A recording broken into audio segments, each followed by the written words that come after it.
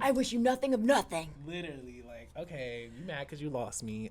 Hey, choose me or lose Yeah. me. Period. Welcome back to In In Development. development. We're back again. I am sick. Not anymore. I'm getting over it and clearing out the phlegm and everything. So if you see me like hacking all over Kevin, don't worry, it's not contagious. Yeah, I have a He's great okay. immune We'll just system. wipe it off. Yeah, Um, period. but yeah, so I'm in my PJs today, just calling out the obvious. I don't feel too great, but we're just talking about, you know, guys, situations, relationships, and I did think of a story. I did think of a story that I haven't told you yet, and I think this is a Okay. fun one. Let's hear it. Let's wait. So just getting right into it. I had an ex-boyfriend. Here we go again. I had an ex-boyfriend I was 19, the Canon event, the 19-year-old ex-boyfriend. I was 19, and he came from Syria about a few years, maybe 3 years before we country? met. The country, bitch. Oh. He was so fresh here. He had just learned English. His family still didn't really know English that well. I think he was here for 3 or 5 years. I could be wrong. Somewhere in between there before I met him. And I met him at a smoke shop. And don't ask me why I was in a smoke shop at 19. They have stuff you can buy. There's lighters. Yeah. There's Gatorade. there's Gatorade. There's lots of juice. Period. So anyways, I met him there and we dated for almost 3 years. Actually, it was one of my longer relationships. However, there was certain things about this man that like, have you ever been with a guy like you low-key hated? Yes, like the guy. Like that guy? Yeah. No, like I really liked the way he treated me. And in the moment, I think maybe I was in love with him for a little bit. And then it kind of stopped. And then I was just more of like, I almost felt bad for him. And this is awful to say, but it's the truth. I felt bad for him almost because I was his first girlfriend, Oh. his only girlfriend that he ever had. And he treated me really well for the most part until it became aggressive. He's Arab, I'm reminding you, okay? Ooh, okay, Until- so it's true. Oh my I've God. heard that. It's the possessiveness, it's the angriness, it's the aggressiveness, and it made me that way. To this day, I think that's where a lot of like my natural anger towards relationships stemmed from. I did have anger before him. I'm not blaming this kid, okay? But I learned a lot of behaviors from this guy, especially at 19. It was a very like formative time for me. Yeah. But anyways, long story short, we lived together, and there was this one time where like there was just like cultural differences where it's like this is an obvious thing. Why would you do that? One time we had 2 showers in the house, and one time there was a point where like a week my dog was like this small, okay, like the puppiest of puppy, and she had worms and diarrhea. And disgusting. It was all over my house. Sometimes she would do it by the door, and I would, well, not sometimes, it was every day for like a week straight. She would go right by the door where you step in. So I would walk in and immediately step in shit. So there was a time where one of my bathtubs for like 2 weeks, 3 weeks became where I put all the shoes that I still needed to wash her shit off of because I was on a top floor. I couldn't wash them. You know, there was no hose. It was an apartment, whatever. So I put them in the shower, and then I got really booked and busy during that time. So there was like shit shoes just sitting in that shower, you know? Mind you, 2 showers. We used one to clean ourselves and one to clean other things like shoes and whatever we would use that tub for. I wake up one night and I hear like the shower running inside my bedroom, and I'm like, what the hell? Like the one in the bedroom has the shoes in it. So I was like, oh, weird. Maybe he's cleaning my shoes. I'm like, oh, that's so nice. Yeah, king. Okay. I get up and I notice the shower's completely on, and my shoes are like nowhere on the floor or nowhere. And I'm like, oh, weird. Is he just like rinsing them? I open it. This man is showering with the shoes in the tub. What? And I see shit water running in between his motherfucking toes. This is not an exaggeration, guys. He's standing in the corner, like trying to avoid the shoes. What? Trying to avoid the shoes. Like, I know you didn't know this was going this way, but it is, okay? What the hell? He was like in the corner, like trying to avoid the water hitting his feet, but it's like there's only so much you can do when there's I kid you not, it was more than 5 pairs. More than 5 pairs of shoes, babe. So he's standing in the shower, and I'm like OCD a little bit. I'm starting to become more comfortable with the term and probably getting diagnosed soon. You guys will be here when I do that, I promise. I'm not ready yet. I don't know. I don't know what the fuck I have, but I'm pretty sure it's something pretty similar to that. It's all right. So seeing something like that as someone like me, I screamed at him at the top of my lungs, "Get the fuck out of my house!" I was like, "What the fuck is wrong with you?" Like, See, butt ass naked. butt ass naked. Because I'm so disgusted with, and I feel Oh my bad actually. I God. feel bad for him. I feel so bad for him because there was so many cultural shocks and differences that just in Syria they're not fucking worried about that shit. They're not worried about gross things, and they're eating raw meat on Christmas Eve, and they're doing all these things that are normal to them. They're sharing underwear between their dad and 3 sons. What? Moving forward, so Okay. Ooh. Pray for y'all. so I felt bad for him. I did. Because there's just things he didn't know. But in the moment, I was so disgusted. I told him, "Get the fuck out. You're not laying in my bed. You're not laying in my Yeah. bed. Go You, bleach I don't care how yourself." many times you have to wash your feet, bro. I'm not laying in, you're not laying in my bed." Yeah. So, yeah, we ended up breaking up over something really stupid. That's when y'all broke up? No, but I should have. I definitely should have understood that it was time for me to go. But there was a few instances where it was like just cultural, like, oh my God, like, and then everything he did, I just hated him. Like, I was just like, oh my God, you're so annoying and gross now. Like, there was just things where I'm like, I feel like I'm raising a child at this point. I'm like Yeah. showing America to a child, and I would love to do that for someone that I'm not dating. That was actually one of the reasons I liked him in the beginning. It's like, oh my God, it's so cool to see someone like experience life for the first time. It's like watching a baby go to the beach for the first time. I got to watch that, and someone discover America for the first time and what it's like to be here, and like Yeah. happy with it, you know? And that was special, but to an extent, it's like, damn, okay, now I'm like raising this person, Yeah. and I'm tired of being people's moms. Like, I feel like I've been people's moms my whole life. I'm like, did you ever have younger siblings? I did. Well, yeah, I do. I'm like, oh, wait, did you ever? Like, I what? do, yeah. I have 3 siblings on my dad's side, and then I have 2 on my mom's side. Okay, mixed family. Yeah, but I lived with the siblings with my mom because my dad was living in Chicago, and I lived in Chicago, but then we left and moved to North Carolina. Why'd you guys move? It was cheaper? Yeah, it was just at the time, all of our family is from Chicago, and at the time things were just getting bad, I guess. And in some cities, you can really thrive as far as like being a child and education, but in other cities, like you can fall beneath the cracks. So I even remember education wise, I was struggling when I was in school. Like to learn? Yeah, but I was actually like, once I moved to North Carolina and the teacher really focused in on me, then after that they put me in gifted programs. But Wow, you just have to give opportunity to the kids. But it was I had an older brother and a younger sister that I lived with, but my older brother was a hot mess, so I was really the Older brother. yeah, the older younger My brother. older brother was Yeah. because I had 2 little brothers. One was, well, actually, technically, it was one for a long time. He was born when I was 7, and then the other one was born when I was 14. So I was always the oldest, and I always took care of everything. But I always say too, this happens in like Hispanic households of like, you already know that if your mom's giving birth after you, that you're the mom. Like you kind of already know that's how it is, and it's like that in a lot of cultures, but specifically I'm aware of Hispanic and Latin cultures, and they're always like, here's the baby, Yeah. go ahead, change a diaper, go ahead, do something, help out in the house, scrub it. My mom used to leave a list. Have I told you about that? She used to leave like a Cinderella list. Oh my I kid you not. I'd wake up, I'd know I'm babysitting my brother, I'd go look at the fridge, and there'd be a whiteboard about that long of just shit to do in the tiniest writing, like pulling the weeds. Ugh, I hate Why was I doing that. pulling the weeds? Yeah. Why was I separating cans and bottles for you? Why was I scrubbing baseboards with toothbrushes? I And hate baseboards. she would make me do the baseboards all the time. It was my almost a God. punishment. It was scrubbing the walls too that she would make me do as like a punishment, or God. like, I don't know. She also sent me to like Mexico with my crazy aunt. My mom's done a lot of shit.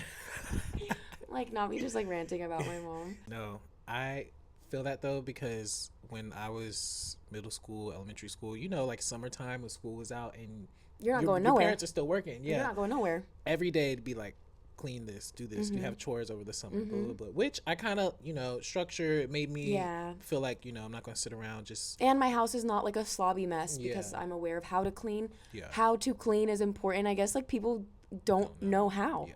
Like dead ass. Don't make them. Yeah. What? Mm-hmm. That's scary. Yeah. I have a whole nother story about that for being in college. Ooh, you really find out. You see who was taught right and who wasn't. Yes, you really find out. Like, oh my God, some people. What's your biggest horror story, like disgusting wise? The grossest thing you ever saw. Oof. So, the most disgusting thing that I ever saw in college was I was with a friend and we went to their dorm to change or do something before we went somewhere else. And they were both guys, and I get into the room, obviously smells like a guy dorm. Okay, like a little stanky, a little stanky here. A little bit. But what I was not expecting was multiple pairs of white underwear. White? With shit stains. You got durr stains? And not little marks. Like no, durr stains. Yeah, like you didn't even know how to wipe. And I'm just looking, I'm like, what the fuck? Like, because I'm like, I would have never thought this person would be like that, but their parents, this person grew up very affluent. So I'm not saying that always equates to it, but no, but like, but wiping your ass, you didn't figure out how to do it on your own. Yeah, I don't even know, but that was like one of the nastiest things that I saw in somebody's room, and then. There was a whole bunch of other stuff as far as like you know what he could have done? He just could have stopped buying white underwear. Literally, like, just stop doing that to yourself. Or honestly. maybe get some wipes or something. Yeah, I don't know. Like, I was just saying the most grossest thing they could have done was at least not get white underwear. And then like he knew people was coming over. Like even like, worse, why are they on the floor? Yeah, why are they just there? Like at least hide it or something. But you're just gonna have it open for everybody to see. And I thought that was weird. But yeah. One time when I was little. One time when I was like 12, I wasn't little. I was 12. I went to Chuck E. Cheese with my cousins. I love Chuck E. Cheese. Can we please go? Yes. I'm actually not kidding. They filed for bankruptcy. Period. So it's gonna be so cheap. Yes. We should go. Their pizza kind of hit like back in the day. It's so bomb. It's so bomb. I haven't had it in forever, but I hope it's still the same. Pizza sounds really good. I had some the other day on accident. Have you had pizza rolls for made pizza rolls? Like, oh my God. In Chicago, they have this thing called pizza puffs. Oh, I've heard of those. Okay, those sound good, too. They're so good. They're fried, too. Like, oof. Yes, it's so fattening, but it's so good. But anyway, so I went to Chuck E. Cheese, and I was with my cousin. And have you ever shit yourself in public? This is where this is going, obviously. No, honest. But I've peed myself on the bus before. Okay. In elementary school. That's not that bad. I do remember that. See, I fully went to the bathroom. I diarrheaed my underwear. Aww. And I was 12. I was very old. Wait, that's like sixth grade? Like, 5th grade? Baby, that's old enough. That's old enough. Now, listen, and I tell my cousin, she's a year older than me, and I tell her we need to go to the bathroom.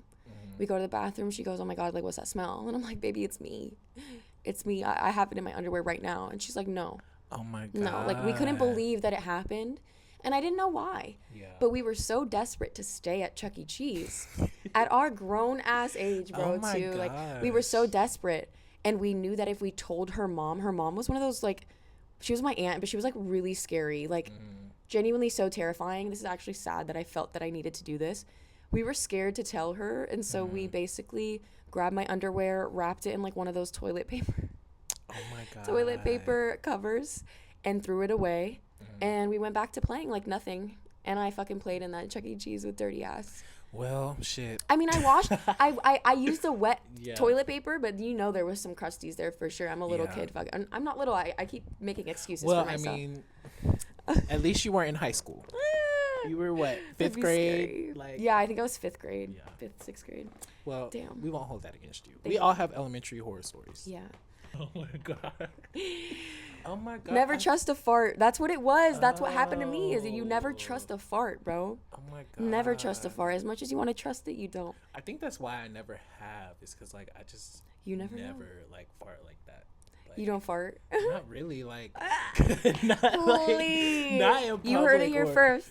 Yeah, not like if I'm in the bathroom, then yeah. But like I don't know. I just never do like.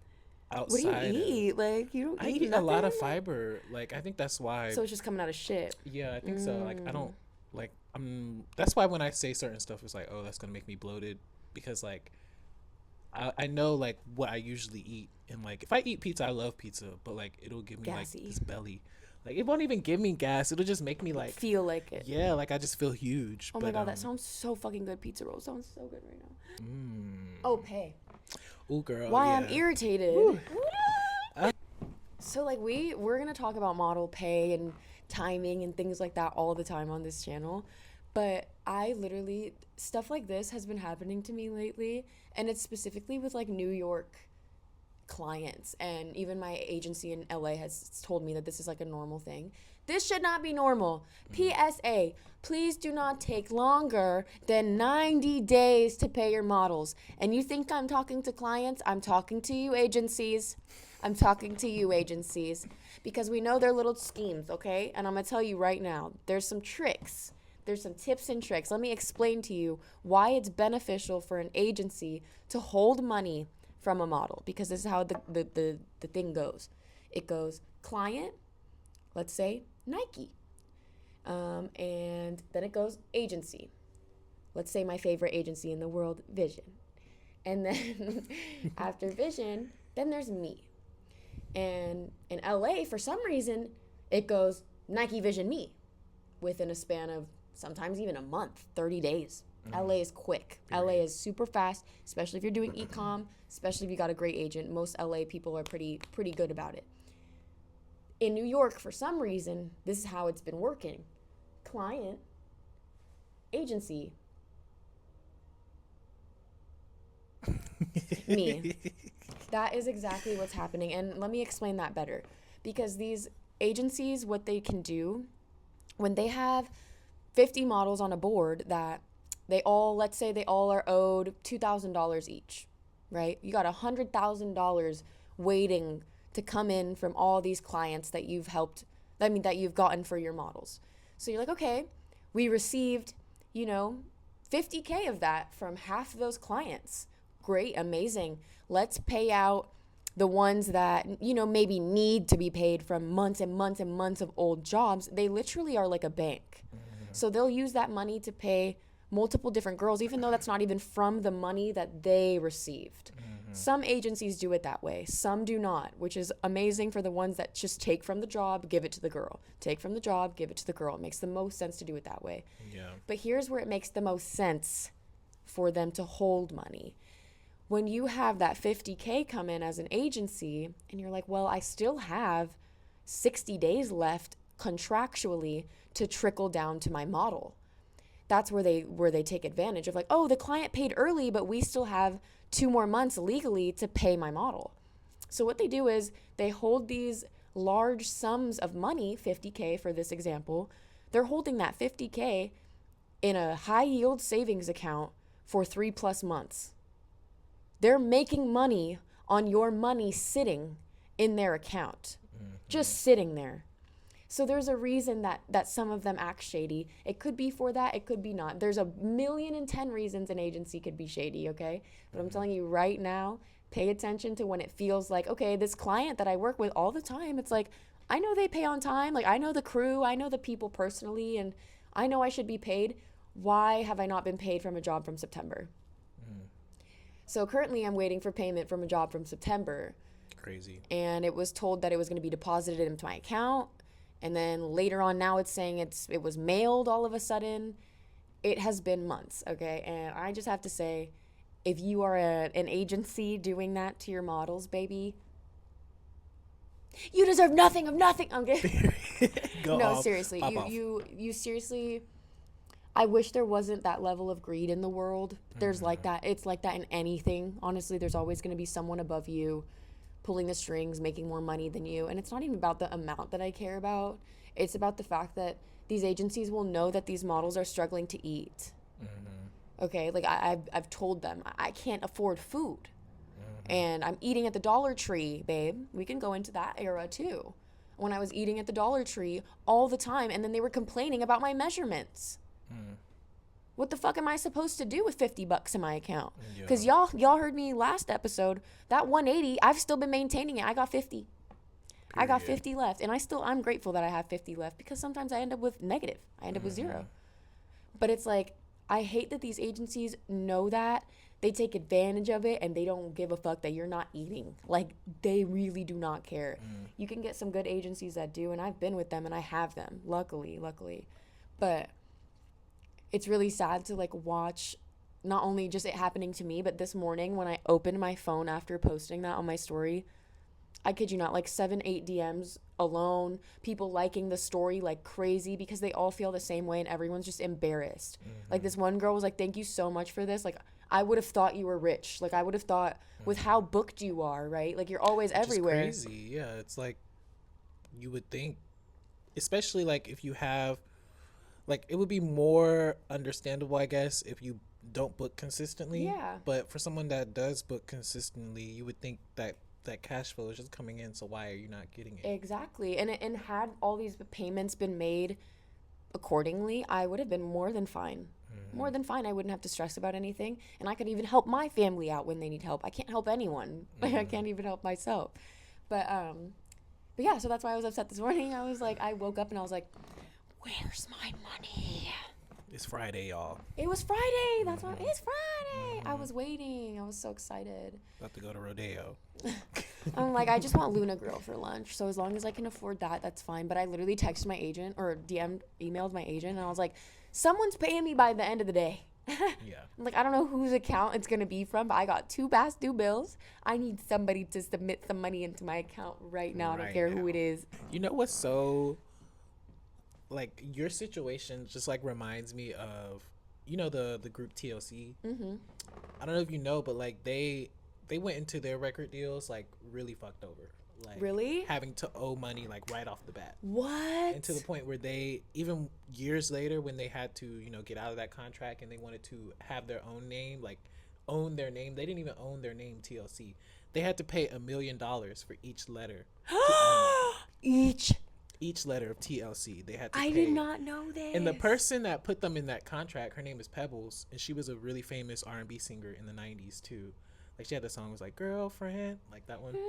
Yeah, that one. And so she put them young girls in that contract. But what was so crazy that what they did, they went to their headquarter record label in LA with their homegirls from the hood, and literally they had guns and everything. They walked in there. They said, "Y'all gonna have to give me my money." They literally, like, I don't know what that's called legally. Is it like attempted homicide? Doesn't sound like anything illegal to me. Something, but they doesn't sound illegal to me they at all. went in there and got their money, like.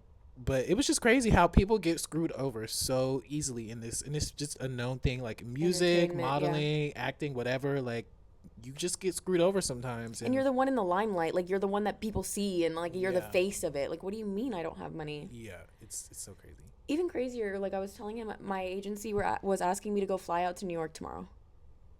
Like, baby, how am I gonna hop on a flight with $50? Literally. I'm so sorry. And they're like, oh, we'll pay for it. Okay, like, there's shit that happens, dude. How dangerous is it for me to leave the country, leave the state even, with $50 to my name and no credit?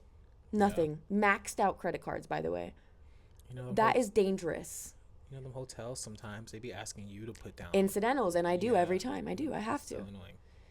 That is annoying. I feel like clients should cover incidental beforehand. I feel like sometimes they do. Love Shack Fancy, I love you so much, Love Shack. Shout out to Love Shack. You make everything so easy. I've gone to hotels and they've had everything set for me. They just hand me the freaking key, and then I come in and there's snacks on my bed. You guys are the most amazing client ever. You guys pay on time. You guys are quick. The team is so amazing. Period. Charlie, I love you.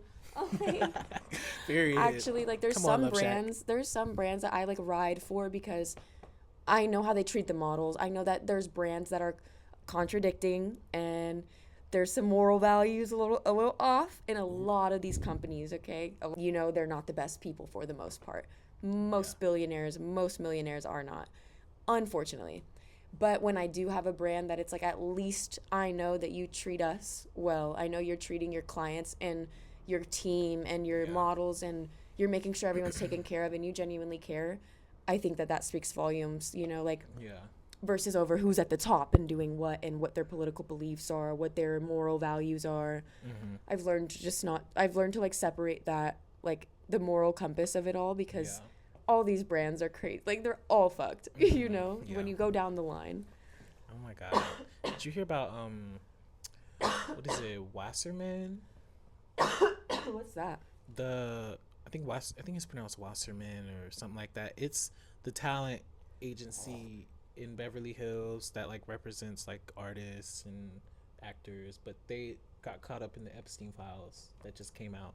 And the head of the organization is also chair for the 2028 LA Olympics too. Oh my God. Like the random connects are so crazy, and it's everything. Yeah. And those files we're going to have to unpack like for sure another time. Yeah. Because that is. And you know what? There were some agencies mentioned in the files. There was a bunch, and there was also one girl I knew that was very terrifying. They had been looking for her since she was 17. She woke up to seeing her name in it. Her full first and last name. They're telling them in the email she's with Wilhelmina. Can we get a meeting to get her over here? Like, the craziest thing to find out that you've been being watched by someone that disgusting for years since she was a child. And I went back, I'm not gonna say her name. I went back and looked on her Instagram to see at that exact date what her posts look like. It was giving child. She's very beautiful. She gives like Russian doll. Very beautiful girl. I'll show you. Her posts were just giving doll little girl, and it was so gross to see that during that time is when they were looking for her, and it just scared me. I made a video too about how many people are still even supporting the Red Hat Man in charge of our country, unfortunately. In this industry specifically, the ones that support it, it's scary because if you're in support of that, I automatically think you're a pedo. I automatically think you're just as weird to be agreeing with someone doing that. Yeah. And it's scary that you've been around me on a set when I was 15. Yeah. You have no idea what it feels like to know that you support that and you were around me, dressing me, doing my makeup, watching me pose half naked while I'm 15, 16, 17. Scary. You literally cannot trust anyone in this industry. And I'll die on that hill forever. Like, as much as the trust I have in some people, don't be giving too much away, especially with this type of thing. Oof. Y'all women have it rough out there. Oh my God. Like, the monsters. Yes. Like, what? I'm just. Because I don't know. Do you believe Epstein's dead? Did you see those photos of him dead? Are they kind of funny? Like, I don't know. I don't put anything past the government. The government, like, I don't know. Like, is Tupac alive? I don't know. Do we have aliens? I don't know. Like, I wouldn't be surprised. We never went to the moon. I do believe that we didn't go to the moon. I don't even know. Like, I don't know. I don't put it past anybody. Like the tinfoil hat. Like, yeah. I literally. I don't know. You never know. It's just a mess. We wanted to do this from now on. I say we do it at the end. Ooh. We are going to start doing like a model term of the day. And you mentioned exclusivity. Yes, and I mentioned that because it's not something that I have had to deal with until now, and so I'm like understanding it more as far as like exclusivity in your contract or exclusivity when it comes to working with a brand specifically, like an athletic brand or a skincare brand or makeup, which they will usually come with an NDA if it's to that extent, you know. It's not everything is like an exclusivity problem and like we need to keep it low key, but for the most part that's how the industry runs. And so when I have a mother agent and I'm exclusive, like it's exclusivity to them because they make every decision for me. Yes. I cannot go and I want to go get this agency. I'm going to go do this. I'm going to go do this. I can. My agents are so chill and so nice. They would literally not care. But technically, contractually, they are supposed to do everything for me. It's a very exclusive contract with just them. They are in charge of everything. And then through that, if they want to go and sign something like an exclusivity thing with a brand where it's like, okay, she's going to work with this brand for X amount of time just for that brand, and she's not going to go and work with another brand that like doesn't, like, you can't go and work for Adidas and Nike, you know what I'm saying? So it's more of like that type of aspect, and I know that the term is a little bit tricky, but it's something I had to learn now because, like I mentioned in the other video, I was getting a lot of opportunities like freelancing, just like people asking me. Like, it's hard when you don't know. Yeah, now I have a mother agency now, so that's something I haven't dealt with before, and I like it. Don't get me wrong, I'm totally fine with it. I like it, But now every opportunity that I get directly, it doesn't mean anything anymore. I have to tell my mother agency about it, which they could also help negotiate for you, because And it does help, honestly. Yeah. Sometimes they'll just give you a better rate because they know what they're doing. Because agency rates are different from when you're like freelancing, or when somebody might reach out to you directly without an agent involved. Sometimes they kind of do that to try to, low budget, whatever. Low ball. Rate is what you get paid. Just so Yeah. you know, rate is what you get paid, and they do take advantage of that too. So. Yeah, I feel like that's our model term for the day. I'll put the definition up there for you It's guys. not scary. I just feel like it's something to understand in your contract. And also just of being aware of like not crossing over. When you do it on your own, if you do it on your own and you're not with an agent, just look into those terms. You can freaking ChatGPT that hoe. Do whatever you got to do, okay? Yeah. But we will see you guys next Saturday. Yes. And I hope you have a good day. Bye. Bye. See you later in development.